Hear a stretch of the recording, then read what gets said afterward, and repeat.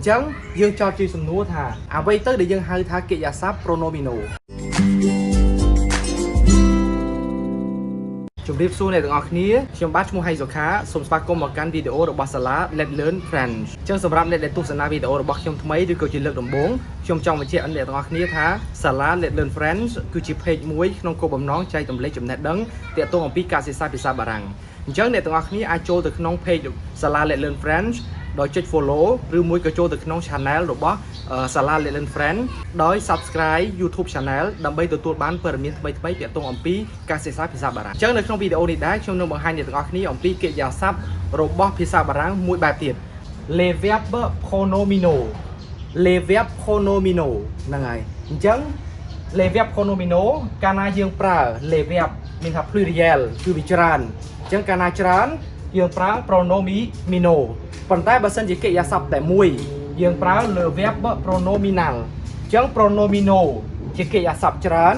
ដល់ពេល pronominal កិរិយាសព្ទតែមួយអញ្ចឹងចំពោះអ្នកដែលបានតាមដានទស្សនាវីដេអូរបស់ខ្ញុំអ្នកទាំងអស់គ្នាប្រកាសជាដឹងហើយថាពីវីដេអូមុនខ្ញុំបានធ្វើវីដេអូទាក់ទងអំពីការបំបែកកិរិយាសព្ទក្រុមទី1ប៉ុន្តែនៅក្នុងភាសាបារាំងការបំបែកកិរិយាសព្ទគឺមាន3ក្រុមក្រុមទី1ទី2និងទី3ប៉ុន្តែខ្ញុំបានបង្ហាញវីដេអូទាក់ទងតែការបំបែកកិរិយាសព្ទក្រុមទី1យកមកបង្ហាញអ្នកទាំងអស់គ្នាសិនទេ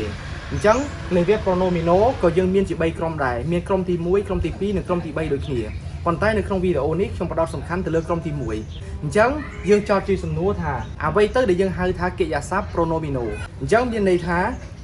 កិរិយាសព្ទ pronomino គឺជាកិរិយាសព្ទដែលប្រធានធ្វើអំពើដោយខ្លួនឯងដោយមិនរងអំពើពីប្រធានដទៃទៀតទេអញ្ចឹងចំពោះ verb pronomino ដែលយើងអាចសង្កល់បានគឺជាកិរិយាសព្ទទាំងឡាយណាដែលមានសើនៅពីមុខឥឡូវយើងមកឧទាហរណ៍ដូចជាកិរិយាសព្ទពីរនេះយើងមើលយើងថា lave យើងប្រែថាលាងហ្នឹងហើយខ្ញុំលាងដៃអីចឹងទៅលាងម៉ូតូលាងឡានអីចឹងទៅប៉ុន្តែ se lave គឺមានន័យថាលាងខ្លួនឯងលាងសម្អាតខ្លួនឯងអញ្ចឹងមានន័យថា verb pronomino គឺជាកិរិយាសព្ទទាំងឡាយណាដែលប្រធានរងអំពើដោយខ្លួនឯងឬមួយក៏ធ្វើអំពើដោយខ្លួនឯងអញ្ចឹងដែលយើងអាចស្គាល់ថា verb pronomino គឺជាកិរិយាសព្ទទាំងឡាយណាដែលមាន se ពីមុខអញ្ចឹងកិរិយាសព្ទ se lave ជាកិរិយាសព្ទ pronomino ai ពាក្យ lave គឺមិនមែនជាកិរិយាសព្ទ pronomino ទេពីព្រោះវាអត់មាន se ពីមុខទេហ្នឹងហើយអញ្ចឹងឥឡូវយើងមកមើលការបំបែកកិរិយាសព្ទ pronomino ហ្នឹងហើយអញ្ចឹងយើងមើលកិរិយាសព្ទ pronomino យើងនិយាយហើយថាយើងមាន se ហើយនឹងមានកិរិយាសព្ទអញ្ចឹងកាលណាបំបែកកិរិយាសព្ទ pronomino យើងត្រូវបំបែកទាំងពីរបំបែក se នេះមួយហើយនឹងបំបែក lave នេះមួយចំណុចទី1យើងត្រូវរៀបប្រធានឡើងវិញទាំងអស់ដូចអ្វីដែលយើងបានបំបែកកិរិយាសព្ទក្រុមទី1អញ្ចឹងគឺដូចគ្នាអញ្ចឹងចំពោះអ្នកដែលមិនទាន់បានមើលវីដេអូរបស់ខ្ញុំទាក់ទងអំពីសព្វនាមប្រធានអ្នកទាំងអស់គ្នាអាចចូលទៅក្នុង YouTube channel របស់ខ្ញុំដើម្បីមើលវីដេអូចាស់ៗទាក់ទងអំពីសព្វនាមប្រធានតើសព្វនាមប្រធានមានអីខ្លះដែលប្រធាននៅក្នុងភាសាបារាំងមានមកឥឡូវចំណុចទី1របស់យើងគឺយើងត្រូវរៀបប្រធានឡើងវិញបែបនេះដែលប្រធាននៅក្នុងភាសាបារាំងមាន je tu il elle on nous vous il avec s elle avec s ចំណុចបន្តមកទៀតដែលយើងត្រូវធ្វើគឺយើងមើល se អញ្ចឹង se នេះក្នុងភាសាបារាំងយើងហៅថា le pronom réfléchi អញ្ចឹងយើងត្រូវរាយ pronom réfléchi ទាំងអស់ដែលយើងបានដែល je យើងទៅមើល tu te il elle on se nous vous il avec s se អញ្ចឹងមានន័យថា se នៅក្នុងនេះវាបំលែងទៅជា pronom ទាំងអស់នេះហើយដែលគេហៅថា pronom réfléchi នៅក្នុងភាសាបារាំងអញ្ចឹងបន្ទាប់ពីយើងបំបែក se នេះមករួចអស់ហើយយើងត្រូវមើលកិរិយាសព្ទរបស់យើងតើជាកិរិយាសព្ទក្រុមទីប៉ុន្មានក្រុមទី1ក្រុមទី2ឬមួយក៏ក្រុមទី3អញ្ចឹងអ្នកទាំងអស់គ្នាដឹងហើយថាកិរិយាសព្ទដែលមានកន្ទុយ er គឺជាកិរិយាសព្ទក្រុមទី1អញ្ចឹងអ្នកទាំងអស់គ្នាមកមើលកិរិយាសព្ទមួយនេះដូចកិរិយាសព្ទមួយនេះអញ្ចឹងគឺកន្ទុយរបស់វាគឺកន្ទុយ er អញ្ចឹងកាលណាកិរិយាសព្ទដែលមានកន្ទុយ er ជាកិរិយាសព្ទក្រុមទី1អញ្ចឹងកាលណាយើងបំបែកកិរិយាសព្ទក្រុមទី1យើងត្រូវធ្វើម៉េចយើងត្រូវលុបកន្ទុយ er នេះចោលណាបន្ទាប់មកយើងយក radical របស់វា radical គឺ lao យើងយក radical របស់វាយកមករាយនៅពីក្រោយប្រធានទាំងអស់ហ្នឹងអញ្ចឹងយើងបានអញ្ចឹងបន្ទាប់ពីយើងបានអានេះហើយអញ្ចឹងយើងត្រូវមកស្គាល់អំពីកន្ទុយរបស់ការបំបែកកិរិយាសព្ទក្រុមទី1មកបន្ទាប់មកយើងត្រូវបន្ថែមកន្ទុយរបស់ក្រុមទី1ដែល je កន្ទុយ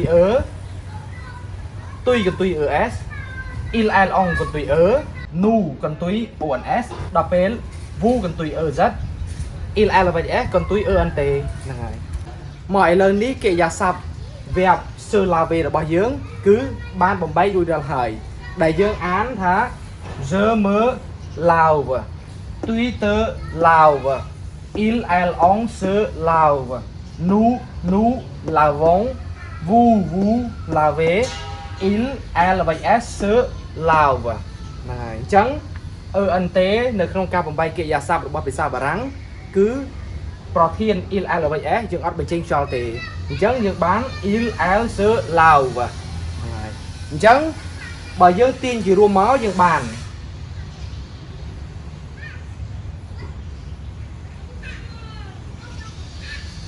មើតើសើ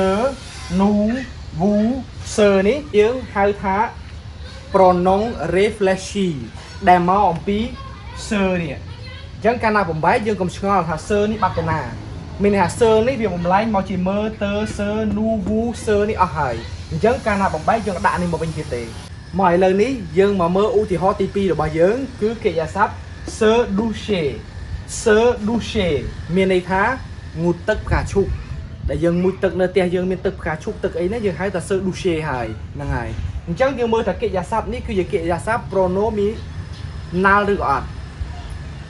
ហ្នឹងហើយគឺជាកិរិយាសព្ទ pronominal ពីព្រោះយើងមើលថានៅពីមុខរបស់កិរិយាសព្ទហ្នឹងគឺមាន se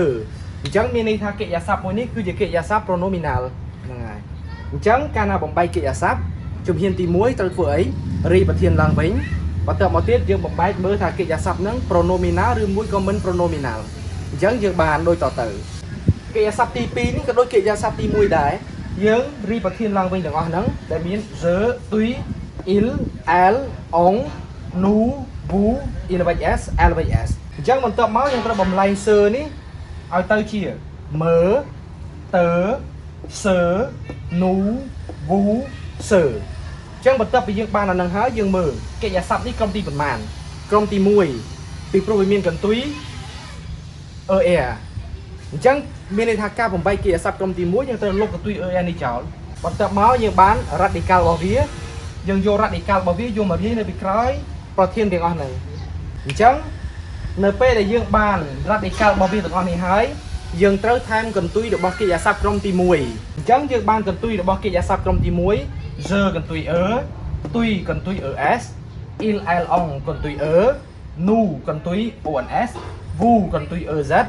il elle avec s កន្ទុយ ent ហ្នឹងហើយអញ្ចឹងការបំបែកកិរិយាសព្ទ pronominal របស់យើងរបស់ verb se doucher ហ្នឹងគឺបានបញ្ចប់ហើយអញ្ចឹងយើងមកអានទាំងអស់គ្នាគឺយើងមាន je me douche tuy te douche il elle on se douche nous douchons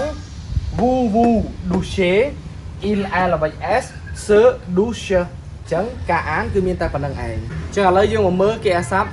មួយទៀតរបស់យើងកិរិយាសព្ទទី3របស់យើងគឺ s'appeler គឺជាកិរិយាសព្ទ pronominal ដែរពីព្រោះយើងមាន se នេះពីមុខហើយអ្នកទាំងអស់គ្នាមិនបានគេដាក់ s apostrophe មកពីអាហ្នឹងវាមកពី se បូកជាមួយនឹង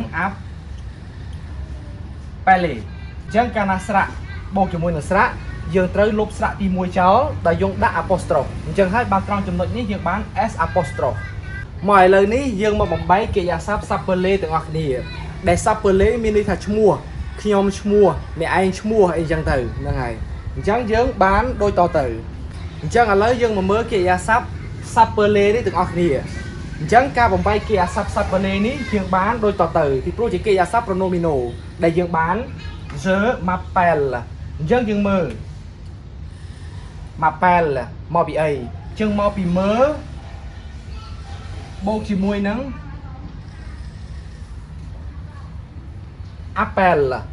ញ្ចឹងកាលណាស្រៈនិងស្រៈជាប់គ្នាយើងត្រូវលុបស្រៈទី1ចោលដោយដាក់ apostrophe អានេះដូចគ្នាដែរមកពីទើហើយអានេះដូចគ្នាដែរមកពីសើហ្នឹងហើយអញ្ចឹងយើងបានដូចតទៅ je m'appelle tu t'appelles il elle on s'appelle nous s'appelons vous s'appelez il elle avec s s'appelle ហ្នឹងហើយអញ្ចឹងយើងមើលភាសាបារាំងគឺយើងចូលចិត្តណាជាប់កតុយនេះហ្នឹងហើយអញ្ចឹងយើងបាន nous appelons vous appelez ហ្នឹងហើយប៉ុន្តែកិរិយាសព្ទ verbe s'appeler នេះវារៀងប្រែប្រួលបន្តិចប្រែប្រួលត្រង់ថា verbe ដើមកិរិយាសព្ទដើមគឺមានតែ l មួយទេប៉ុន្តែនៅការបំបែកគឺយើងដាក់ l 2អញ្ចឹងយើងមើលឃើញទេ je m'appelle យើងត្រូវប្រើ l 2ដល់ពេល tu t'appelles l 2 il elle on s'appelle ក៏ l 2ដែរប៉ុន្តែត្រង់ nous ហើយនឹង vous យើងរក្សា l មួយដដែលហើយយើងឃើញទេ nous appelons vous appelez il elle s'appelle ឃើញទេ l 2ដែរត្រង់ចំណុចនេះហ្នឹងហើយអញ្ចឹងបើយើងទាញជារួមបានការបំបែកកិរិយាសព្ទ pronominal ទី1រេប្រធានទី2ត្រូវដាក់ប្រណុងមើលទៅ se nous vous se បន្ទាប់មកយើងបំបែកកិរិយាសព្ទដែលនៅពីក្រោយហ្នឹងក្រុមទី1បំបែកក្រុមទី1មកក្រុមទី2បំបែកតាមក្រុមទី2ក្រុមទី3បំបែកក្រុមតាមក្រុមទី3មកអញ្ចឹងក្បួនរបស់វាគឺមានតែប៉ុណ្្នឹងឯងអញ្ចឹងសរុបជារួមមកបន្ទាប់ពីយើងបានលើកឧទាហរណ៍ចំនួន3ហើយខ្ញុំបានទាញចេញពីរូបមន្តដើម្បីបង្ហាញដល់ទាំងអស់គ្នាដូចខាងក្រោមនេះហ្នឹងហើយអញ្ចឹងយើងមើលការបំបែកកិរិយាសព្ទ pronominal យើងបានទី1យើងត្រូវរៀបប្រធានឡើងវិញទាំងអស់ដែលប្រធានមាន je tu il elle on nous vous il s បន្ទាប់ពីបានប្រធានរួចហើយយើងត្រូវដាក់ប្រណុង réfléchi ដែលប្រណុង réfléchi របស់យើងគឺមាន me te se nous vous se ហ្នឹងហើយអញ្ចឹងបន្ទាប់ពីយើងដាក់ហ្នឹងហើយយើងត្រូវមើលថាកិរិយាសព្ទហ្នឹងក្រុមទី1ឬមួយក៏ក្រុមទី2ឬក្រុមទី3ប៉ុន្តែក្នុងឧទាហរណ៍នេះខ្ញុំលើកតែកិរិយាសព្ទក្រុមទី1ទេអញ្ចឹងយើងបាន radical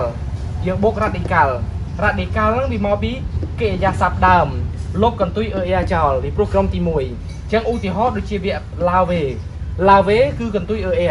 អញ្ចឹងកាលណាយើងលុបកន្ទុយ er នេះចោលយើងបាន lao ដែលគេហៅថា radical ហ្នឹងហើយអញ្ចឹងបន្ទាប់ពីបាន radical នេះហើយយើងត្រូវយក radical នេះមករាយនៅពីក្រោយប្រធានទាំងអស់ហ្នឹងបន្ទាប់មកទៀតយើងត្រូវដាក់កន្ទុយ verb ក្រុមទី1អញ្ចឹង terminaison verb ang អញ្ចឹងកន្ទុយកិរិយាសព្ទក្រុមទី1ដែលមាន je កន្ទុយ tu កន្ទុយ es il elle on កន្ទុយ nous កន្ទុយ ons vous កន្ទុយ ez ហើយនឹង il elle s កន្ទុយ ent អញ្ចឹងយើងទាញបានរូបមន្តប៉ុណ្ណឹងអញ្ចឹងឥឡូវយើងមកមើលឧទាហរណ៍របស់យើងដែលយើងទាញចេញអំពីការបំបែកកិរិយាសព្ទទាំង3ដែលយើងបានធ្វើពីមុនមកហ្នឹងហើយអញ្ចឹងយើងមើល je me lave អញ្ចឹងបើសិនជាយើងសំយកមក je me lave វាមកពីអីខ្លះវាមកពី sujet je me ប្រណុង réfléchi lave មកពី lao radical ហើយដល់ពេល នេះគឺកន្ទុយ je ក្រុមទី1អញ្ចឹងគឺយើងបូកបញ្ចូលមកបានប៉ុណ្្នឹងឯងអញ្ចឹងមានន័យថាការបំបែកការសំយកកិរិយាសព្ទដែលយើងសំយកហ្នឹងគឺបានប៉ុណ្្នឹងឯងហ្នឹងហើយប៉ុន្តែការបំបែកកិរិយាសព្ទយើងអត់ទៅសេក្បួនឲ្យគេវិញទាំងអស់ទេណាយើងបំបែកដូចអ្វីដែលខ្ញុំបានបង្ហាញឲ្យទាំងអស់គ្នាអំពី verb 1 verb 2 និង verb 3ហ្នឹងអញ្ចឹងខ្ញុំមានកិរិយាសព្ទ3ដើម្បីឲ្យអ្នកទាំងអស់គ្នាអនុវត្តដល់អ្នកទាំងអស់គ្នាយកកិរិយាសព្ទទាំង3នេះទៅបំបែកហើយអ្នកទាំងអស់គ្នាអាចផ្ញើចូលទៅក្នុង page របស់ SALA Let Learn Friend របស់ពួកយើងអញ្ចឹងកិរិយាសព្ទទាំង3ហ្នឹងគឺមាន s'habiller យើងបកប្រែថាស្លៀកពាក់ស្លៀកខោអាវពាក់ខោអាវអីគេហៅថា s'habiller ដល់ពេល se réveiller យើងមានន័យថាភ្ញាក់ពីដេកប៉ុន្តែអត់ទាន់ក្រោកទេពាក្យនេះមានតែភ្ញាក់គឺយើងភ្ញាក់ពុតពេលខ្លួនមិនទាន់ក្រោកចេញពីគ្រែទេមួយទៀតគឺ se lever មានន័យថាក្រោកពីដេកអញ្ចឹងបន្ទាប់ពីយើងភ្ញាក់ហើយគឺយើងក្រោកចេញពីគ្រែនឹងហើយហ្នឹងហើយអញ្ចឹងខ្ញុំសង្ឃឹមថាអ្នកទាំងអស់គ្នានឹងអាចធ្វើបានទាក់ទងអំពីការបំបែកកិរិយាសព្ទ pronominaux ហ្នឹងហើយអញ្ចឹងវីដេអូរបស់ខ្ញុំមានតែប៉ុណ្្នឹងឯងអញ្ចឹងប្រសិនបើអ្នកទាំងអស់គ្នាយល់ថាវីដេអូនេះមានសារៈសំខាន់ចំពោះមិត្តភ័ក្តិរបស់អ្នកទាំងអស់គ្នាឬមួយក៏ចំពោះអ្នកដែលទើបតែសិក្សាភាសាបារាំងដំបូងអ្នកទាំងអស់គ្នាអាច share វីដេអូនេះទៅកាន់មិត្តភ័ក្តិរបស់អ្នកទាំងអស់គ្នាអញ្ចឹងអរគុណចំពោះការតាមដានទស្សនា Merci beaucoup au revoir